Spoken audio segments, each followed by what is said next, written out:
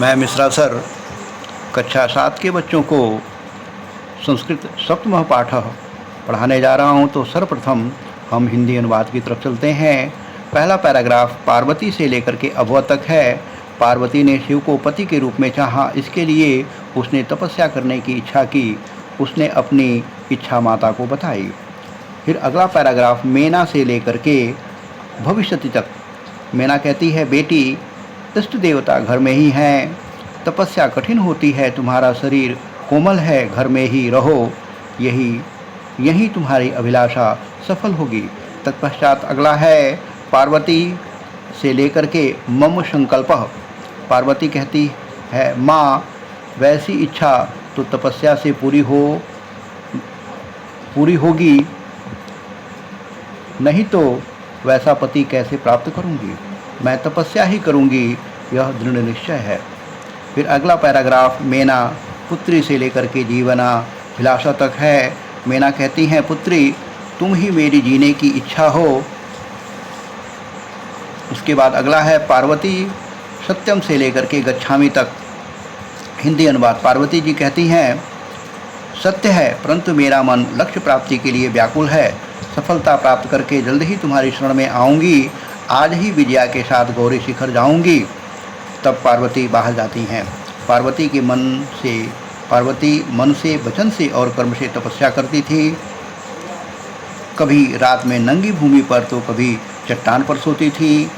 एक बार विजया बोली, विजया से लेकर के और नैव दृश्यते तक का हिंदी अनुवाद है। विजया कहती है, सखी तपस्या के प्रभाव से हिंसक पशु भी तुम्हारे मित्र हो गए हैं।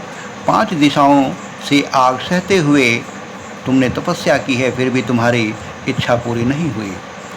अगला पार्वती अरे विजया से। पार्वती कहती है कि अरे विजया, क्या नहीं जानती, पक्के मन वाला कभी भी धैर्य नहीं त्यागता और मन की इच्छा भी नहीं थमती। विजया कहती है, तुम वेदों को पढ़ चुकी हो, यज्ञ कर चुकी हो, तब के कारण तुम्हारा संसार में यश है।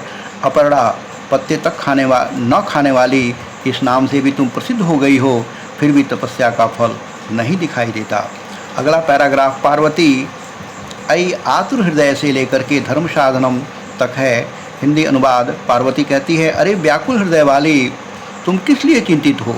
नेपथ्य पर्दे में, अरे रे मैं आश्रम का ब्रह्मचारी हूँ, जल चाहता हूँ। घबराहट के साथ विजया बोलती है, देखो कोई ब्रह्मचारी आया है। विजया जल्दी से जाती है। अचानक ही ब्रह्मचारी के रूप में शिव वहाँ प्रवेश करते हैं। विजया कहती है, ब्रह्मचारी स्वागत है, आप बैठिए। यह मेरी सखी पार्वती हैं, शिव को प्राप्त करने के लिए यहाँ तप कर रही हैं। बटू कहते हैं, हे तपस्विनी, क्या तप करने के लिए पूजा की सामग्री है, स्नान करने के लिए जल सुलभ है, भोजन करने के लिए फल है। तुम तो जानती हो कि शरीर ही धर्म का पहला साधन है। पार्वती चुप रहती हैं। बटू कहते हैं, बटू से लेकर के हे तपस्विनी किमर्थम से लेकर के पतिम इच्छसि तक का हिंदी अनुवाद बोलता हूँ। हे तपस्विनी, किस लिए तपस्या कर रही हो, शिव के लिए। पार्वती चुप बैठी रहती हैं। विजया परेशान होकर के कहती है, हाँ इसके लिए ही तप कर रही हैं। ब्रह्मचारी के रूप में शिव अचानक ही जोर से उपहास करते हैं।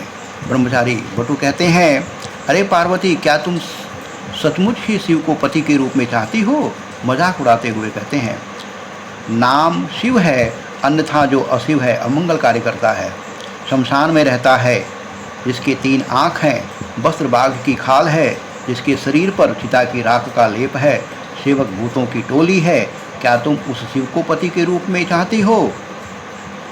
अगला पैराग्राफ पार्वती क्रुद्धा सती से लेकर के किरदिशा शो अश्मि।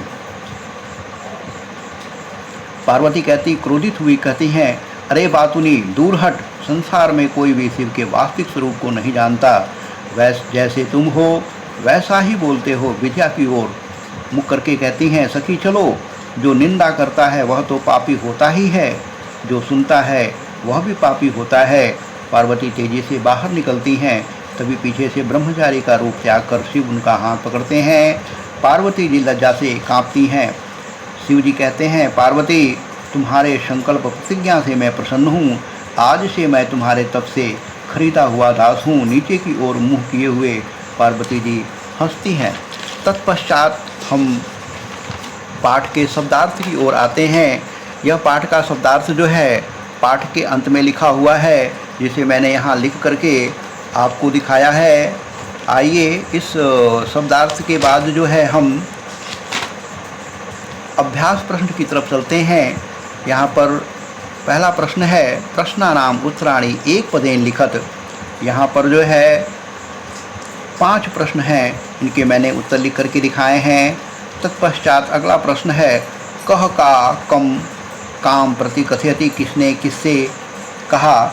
ये जो है 5 हैं, यह मैंने लिख करके दिखाया है आपको। जैसे कि वत्से तपः कठिनम भवति, यह माता ने कहा। किससे कहा? पार्वती से कहा। अहम तपः एव चरिष्यामि, किसने कहा? पार्वती ने कहा। किससे कहा? मेनाम से कहा। तत्पश्चात हम अगले प्रश्न पर आते हैं, प्रश्नानाम उत्तराणि लिखत। यहाँ पर जो है 4 प्रश्न जो है उनके उत्तर मैंने लिख करके आपको दिखाए हैं। अगला प्रश्न है, मंजुषातः पदानि चित्वा समानार्थकानि पदानि लिखत।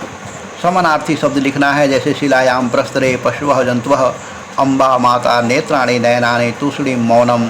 अगला प्रश्न है, उदाहरण अनुसारम पद रचना कुरुत। यहाँ पर जैसे कि वसति स्म, ये भूतकाल में जा रहा है, इसका सही रूप जो होता है अवसत होता है। पश्यति स्म अपश्यत, ऐसे करके मैंने 5 आपको लिख करके दिखाए हैं।